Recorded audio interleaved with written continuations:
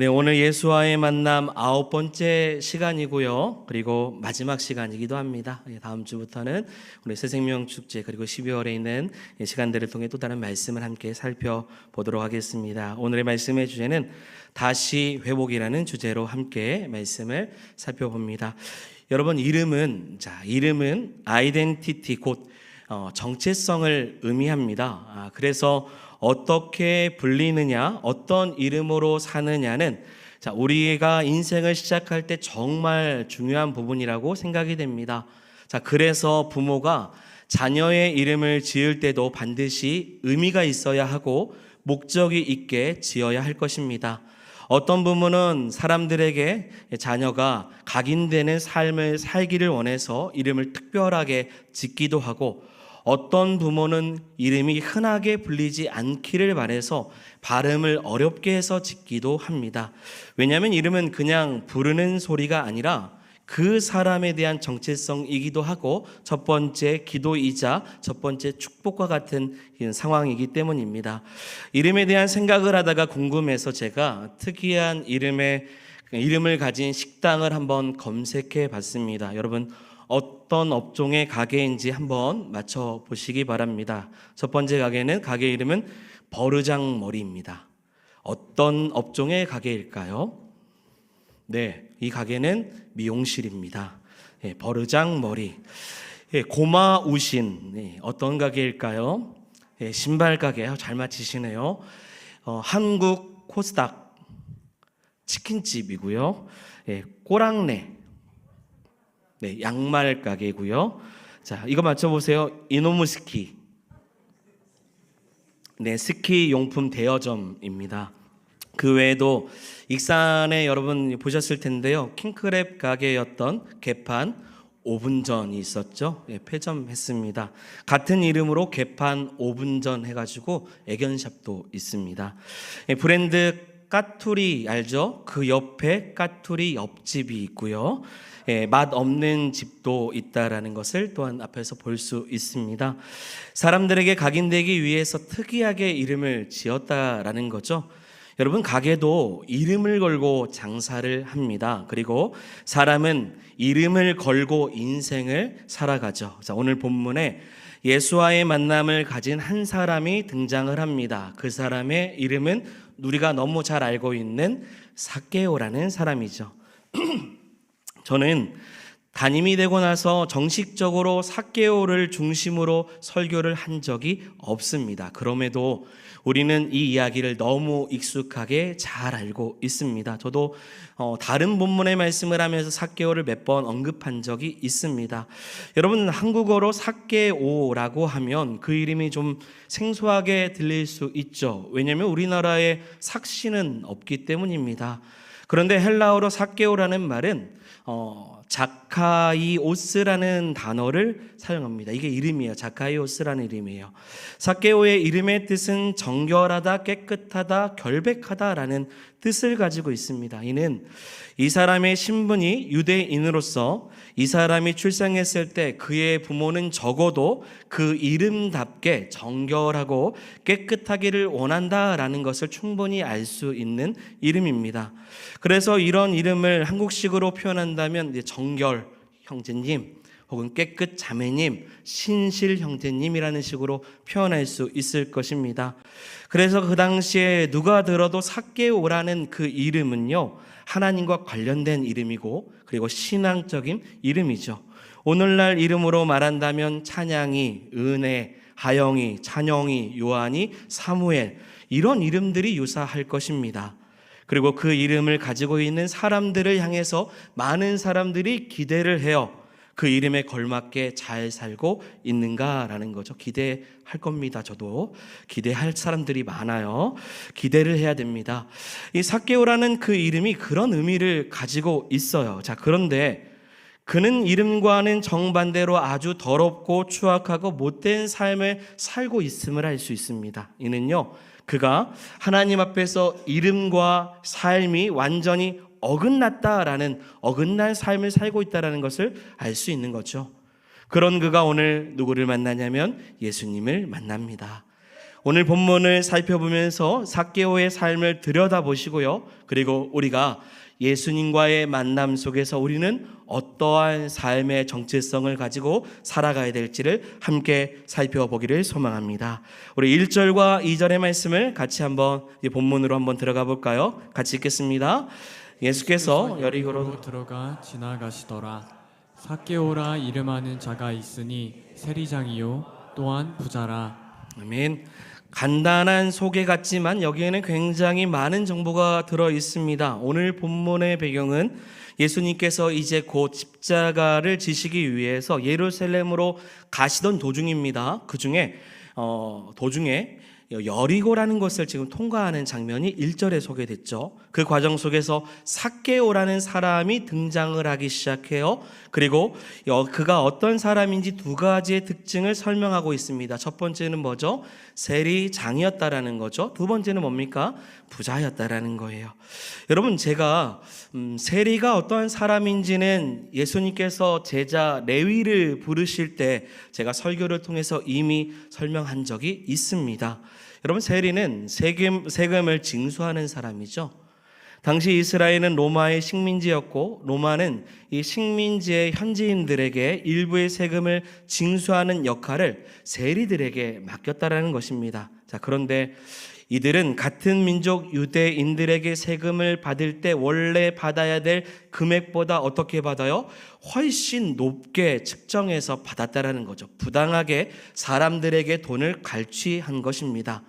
그래서 로마에 상납할 금액을 제외하고는 자신이 그 모든 세금을 착취하기 시작하는 거죠. 그래서 당연히 사람들이 세리를 싫어합니다. 증오해요. 그런데 삭개오는 그 세리들을 총괄하는 관리자라는 거예요. 관리자, 세리장입니다. 그러니 세리장은 세리들보다 더 하겠죠.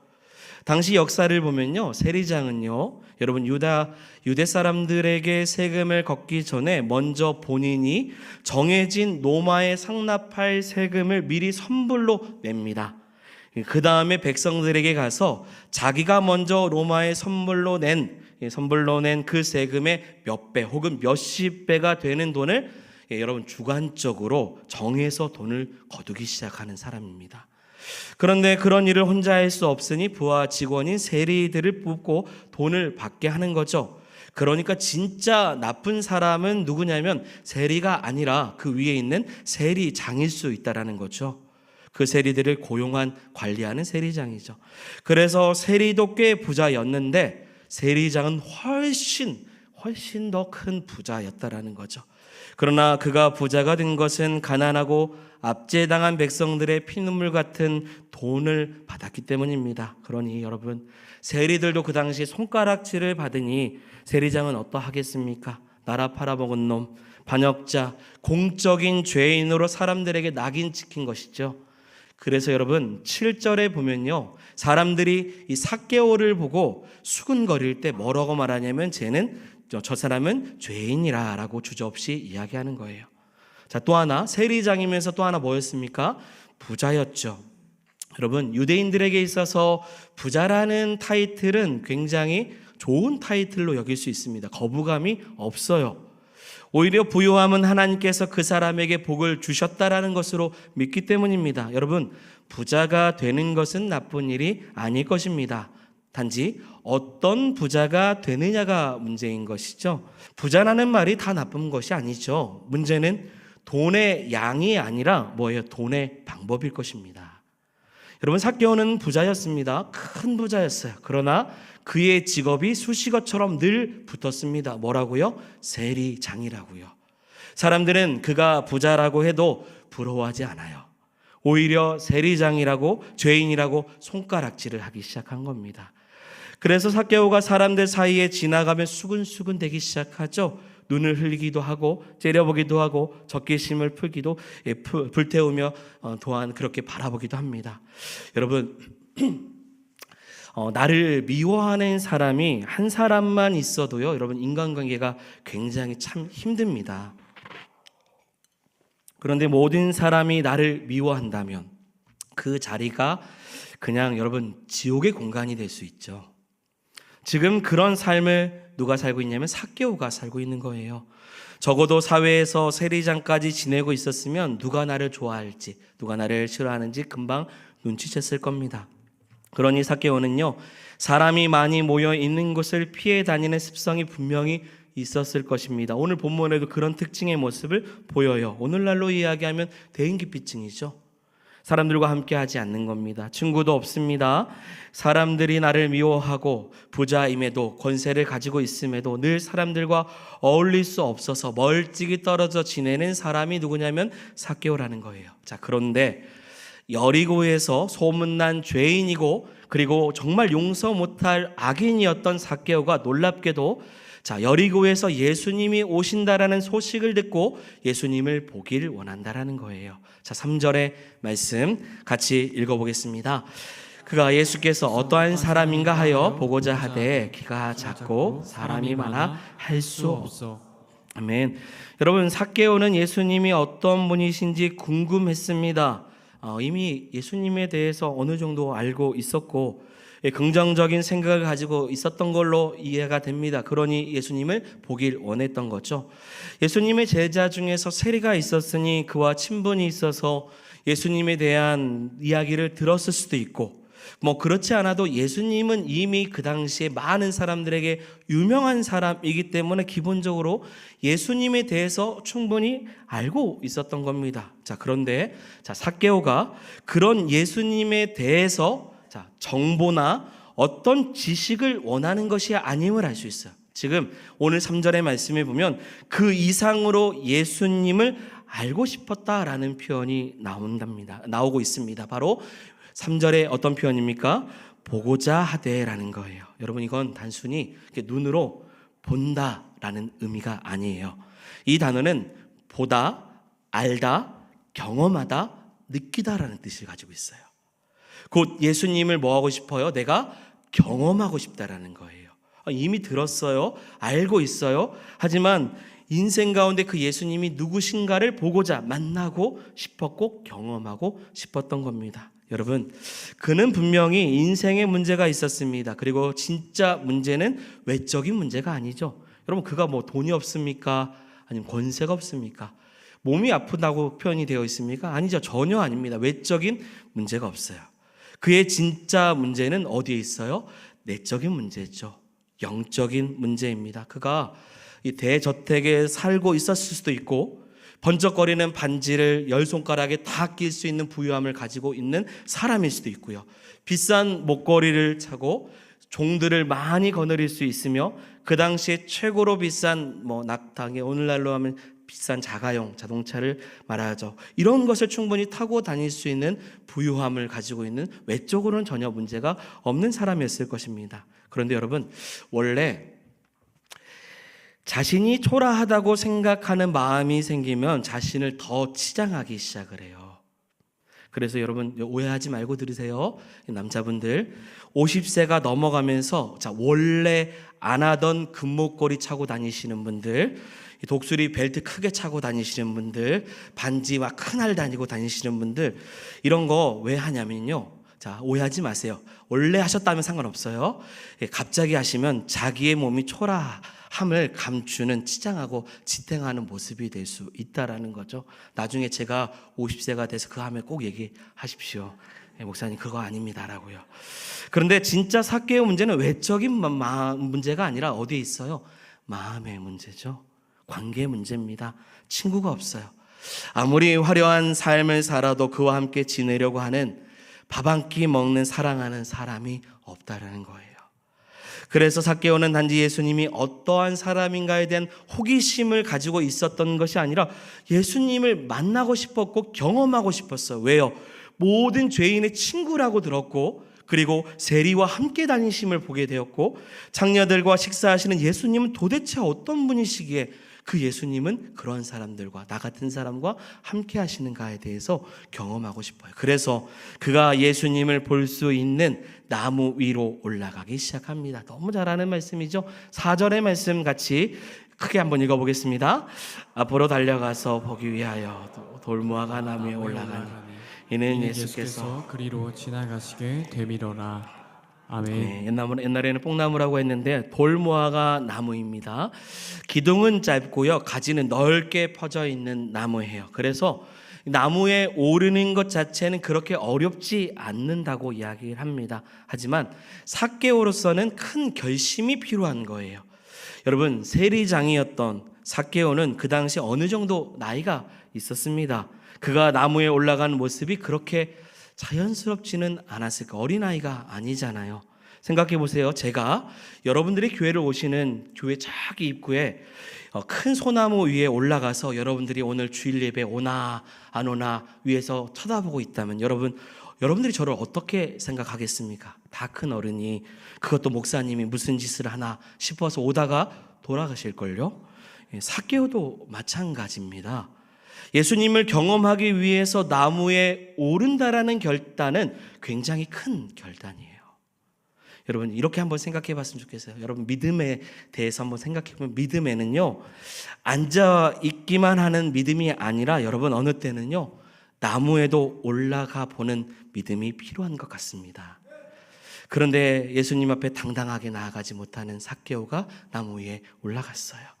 키가 작아서 그렇다고 보통 주일학교에서 많이 말하지만, 사실 생각해 보면 사람들에게 죄인 취급을 받는 그가 예수님을 만나려는 그 시도가 어떤 파장을 일으킬지 두려워할 수밖에 없는 거죠.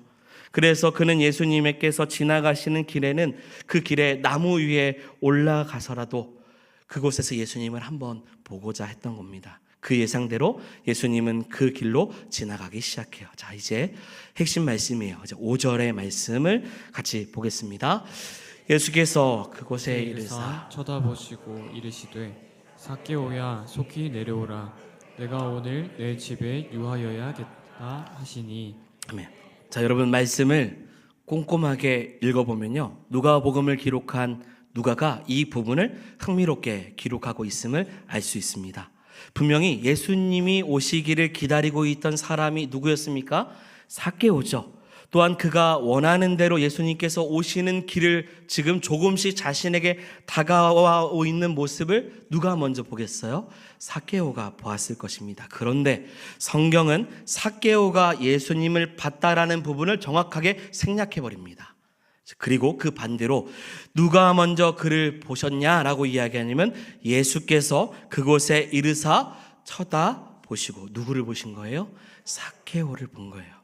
예수님께서 먼저 삭개오를 보셨다라는 것을 성경은 아주 정확하게 강조하고 있습니다. 이 부분이 중요해요. 여러분, 쳐다보다, 보시고, 이 단어의 헬라어는 아나플레포라는 단어를 사용합니다. 이 신약 성경에서 이 단어가 25번 나옵니다. 언제 주로 이 부분이, 이 단어가 사용이 되냐면 이런 거예요. 자, 예수님께서 수많은 무리들을 위해서, 그 무리들이 너무 배가 고파요. 그래서 떡을 늘리시기 위해서 감사의 기도를 드리실 때 하늘을 우러러 보시고 뭐 하세요? 축사를 하시죠. 이 사건이 무슨 사건입니까? 오병이어 사건. 이때요. 쳐다보시고. 이때 사용됐던 단어가 바로 이겁니다. 또한 예수님께서 귀머거리, 귀가 잘 들리지 않는 자를 치유하실 때도 하늘을 올려다 보시고 그 사람을 치유하신 마가복음 7장 34절에서도 이 단어를 사용합니다.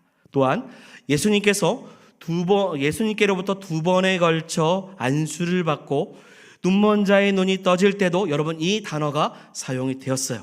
그러니 이 단어는 단순히 눈으로 쳐다봤다가 아니라 다시 보다, 다시 회복하다라는 뜻을 가지고 있는 거예요. 이 말은 배고픈 자에게 배부름의 회복이 필요하고요, 눈먼 자에게는 눈을 볼 수 있는 회복이 필요하고, 귀먹은 자에게는 다시 들을 수 있는 회복, 그 회복을 위해서 다시 보셨다라는 거예요. 하나님을 보고 그 사람을 보는 거예요. 성경은 지금 삭개오가 예수님을 봤다라고 말 안 하고 예수님이 삭개오를 보셨다라고 말해요. 이 바라보면요, 사랑하는 여러분, 삭개오를 다시 원래대로 뭐 하기를 원하셔요? 회복되기를 원하셔서 쳐다보시는 겁니다. 이것이 주님의 시선입니다. 삭개오를 향한 회복으로 그를 보고 계신 거예요. 다시 회복시키시기를 원하신 겁니다. 여러분, 회복이라는 말은요, 원래 처음 자리로 돌아간다라는 거예요. 여러분, 어디로 회복해야 될까요? 삭개오는요, 자신을 지었을 그때, 자신이 이 땅에 태어난 그 순간으로 뭐 해야 돼요? 회복이 돼야 돼요. 그래서 삭개오를 처음 만나자마자 그 시작을 알리는 뭐를 불러요? 그의 이름을 부르는 거예요. 삭개오야라고요. 그의 이름을 불러줍니다. 이름으로 돌아가라고. 너의 삶이 그렇게 돌아가기를, 다시 회복되기를 원하셨던 거예요. 문맥상 삭개오는 단 한 번도 예수님을 만나본 적이 없음이 분명합니다. 하지만 예수님은 그의 이름을 알아요. 여러분, 야 거기 나무 위에 있는 너 라고 불러도 되는데, 예수님은요, 저를 보세요. 모든 사람들이 듣고 모든 사람들이 알 수 있도록, 그리고 그 나무 위에 있는 그도 알 수 있도록 마치 오래전부터 그를 알고 있는 친구처럼 그를 바라보시고 그의 이름을 직접 불러주신 것입니다. 그가 부자든 세리장이든 그가 어떤 삶을 살았든, 지금 사람들 앞에 나올 수 없을 정도로 대인 기피가 있든, 신체적으로 왜소하든, 나이값 못해서 나무 위에 올라가 있는 사람일지라도 예수님은 그거와 상관없이 그를 바라보시고 삭개오야라고 불러주셨다는 거예요. 여러분, 우리의 인생이 이렇습니다. 녹록지 않은 세상 속에서 치열한 경쟁을 하며 살고자 하고 살아내고자 합니다. 다른 사람들이 어떻게 생각하든 부단히 노력해 보겠다고 아침부터 저녁 때까지 살아가고 있는 우리의 인생들, 어느 때는 마음의 병이 너무 커서 사람을 피하고 싶고, 또 어느 때는 늘 기쁨이 없다 보니 우울증 같은 마음도 생기고, 사는 의미가 너무나도 무의미해서 왜 사나 뭐하고 사나라고 싶을 때, 또 어떤 이는요, 가진 것이 너무 많음에도 불구하고 늘 공허해요. 외로움에 빠져있는 그런 인생들. 그래서 어떻게 합니까? 돌 무화과 나무라도 올라가는 심정으로 교회라도 나오면 조금 낫지 않을까, 그런 심정으로 혹시 이 자리 가운데 오신 분이 계시진 않습니까?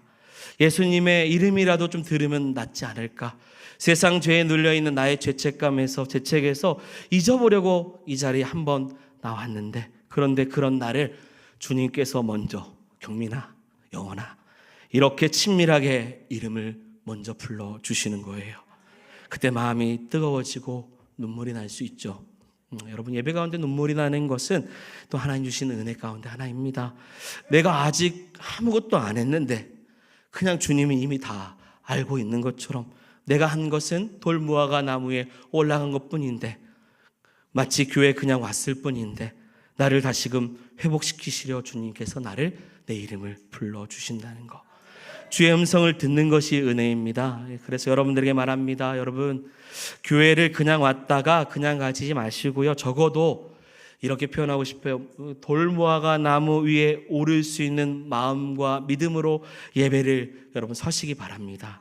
그럴 때 예수님께서 여러분들에게 찾아와 주시고 여러분들의 이름을 불러주실 것입니다. 그리고 예수님은 더 놀라우신 말씀을 하시죠. 그러면서 내가 오늘 내 집에 유하야하겠다, 내 집에 가겠다라는 거죠. 어떤 면에서는 무례한 말씀처럼 들릴 수 있습니다. 초대받지도 않았는데, 요청한 것도 아닌데, 그런데 예수님은 내가 오늘 반드시 너 삭개오의 집에 머물러야 한다라고 주님께서 말씀하시는 거예요. 예수님을 만나고 싶었던 삭개오 입장에서는 그저 감사한 말씀이지만, 그렇게 들릴 수도 있지만, 여러분, 예수님의 이 말씀에는 중요한 의미가 숨겨져 있습니다. 여러분, 누가복음에 보면 사마리아 여인을 구원하시기 위해서 사마리아를 통과하셨던 사건이 있어요. 요한복음에. 지금 예수님은 여리고를 지나가시는 이유도, 자 여러분, 그리고 수많은 길들 중에서 굳이 돌 무화과 나무가 있는 그곳으로 지나가시는 이유도 다 누구를 위함이냐면 삭개오라는 한 사람을 위함이에요. 그가 구원받음을 주님께서 원하신 거죠. 그래서 만나자마자 그의 이름을 불러주시고 뭐라고 하세요? 내가 네 집에, 너의 인생에 들어가겠다고요. 흥미로운 것은 이 모습을 보던 다른 군중들의 반응입니다. 7절의 말씀을 한번 같이 읽어보겠습니다. 무사람들이 보고 수근거려 이르되 제가 죄인의 집에 유하여 들어갔도다 하도다.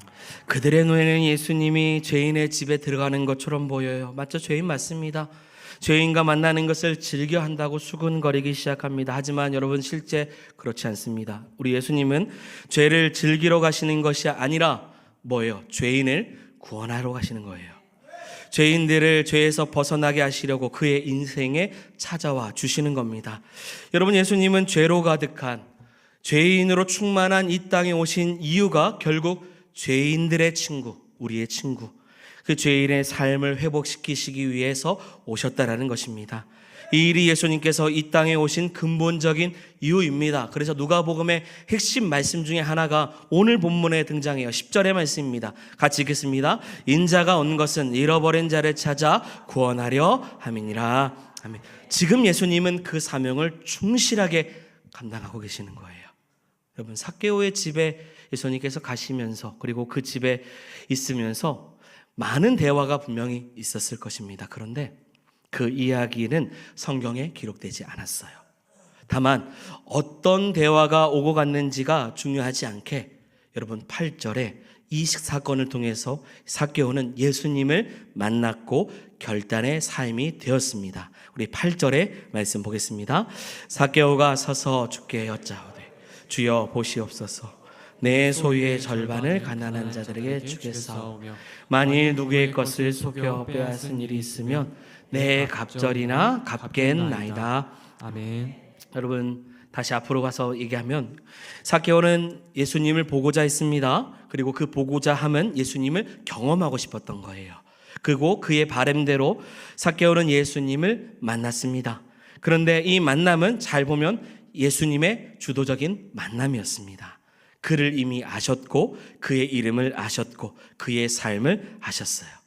그리고 그의 인생에 깊이 들어오셔서 그 가정에 유하셨습니다. 그러면서 삭개오는 예수님을 제대로 경험하고 자신의 인생의 변화가 있었음을 결단하며 고백하고 있습니다.